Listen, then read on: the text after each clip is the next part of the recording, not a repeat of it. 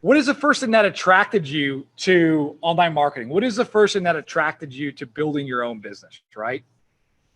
And ultimately, what I think that is for all of us, what attracted me was I was working as an engineer, hated my job, and I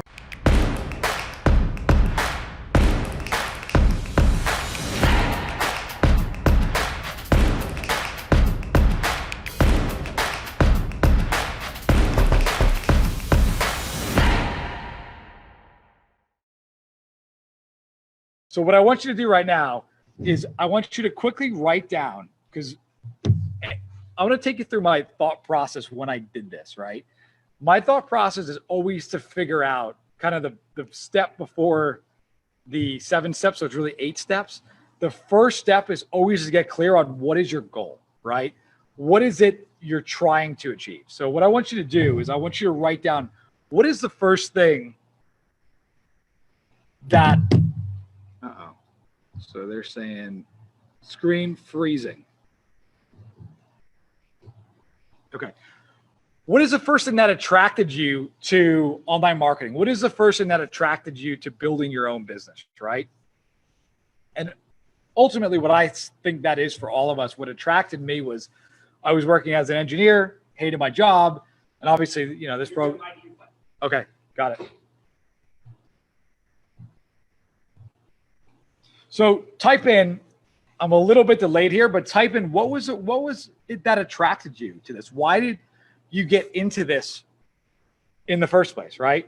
So for me, it was freedom. It was having stress-free abundance. And then from there, once you know, okay, for most of us, it's how much do you need to make to get out of your job, right? Or how much do you need to keep your business alive, right? So what I want you to do is write down your desired monthly income goal.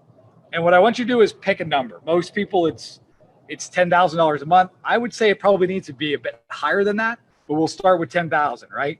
Because to do this and to push through and to actually get these campaigns done, you must have a strong reason why. Then write down how will achieving this, your income goal, impact your life? How will it impact your family? What will it do in terms of peace of mind, health, relationships, etc. Okay. So we're getting passive income, freedom. So what I want you to do, write down that goal, right?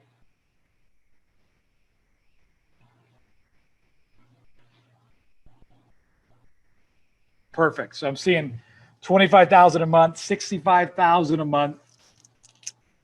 Now, once we have this, what I'm going to do is inside the group right now, there is, and what I want to do is I want to be able to get this up. So I might need to log into. So here's the thing. A lot of people say in freedom, what you need to do, and this might be an exercise that you do off of this, but is figure out exactly how much that ideal life costs you, or how much it costs to simply get to the point where you don't have to work again, right? So what I want you to do now is we're going to go over to one of the most powerful exercises that I know, and it's called the 10-minute plan. And this is something that if you guys are in this program or other programs and you're struggling, this is what sorted it out for me, which is you want to break your goals down into daily actions, right? So I just put here, and I want to get this thing up. Okay. I'll get it. Where's it on your computer?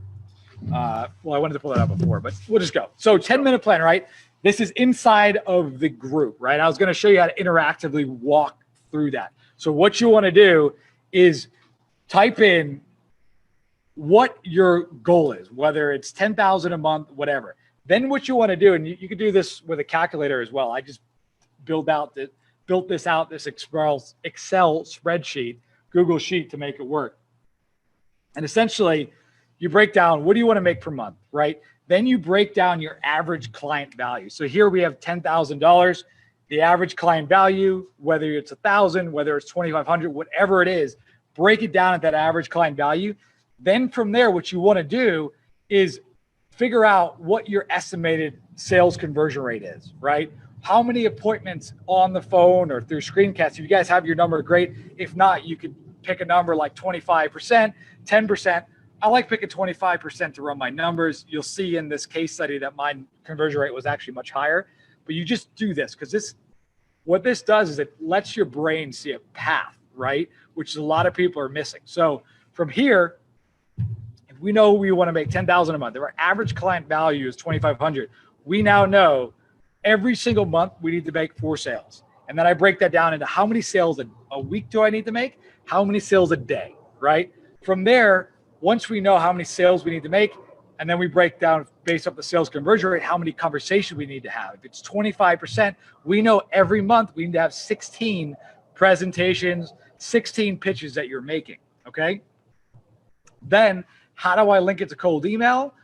You put into that calculator a 1% to a 5%. Aaron Ross recommends 5%. If you want to be conservative, I kind of put 4% in. That way I know how many cold emails do I need to send each month to line up those appointments, okay? So for example here, what we're gonna do is do 4%. If it's 4% of the amount of emails we send wind up in you actually getting on the phone and having a conversation, we now know every month we need to send 400 cold emails.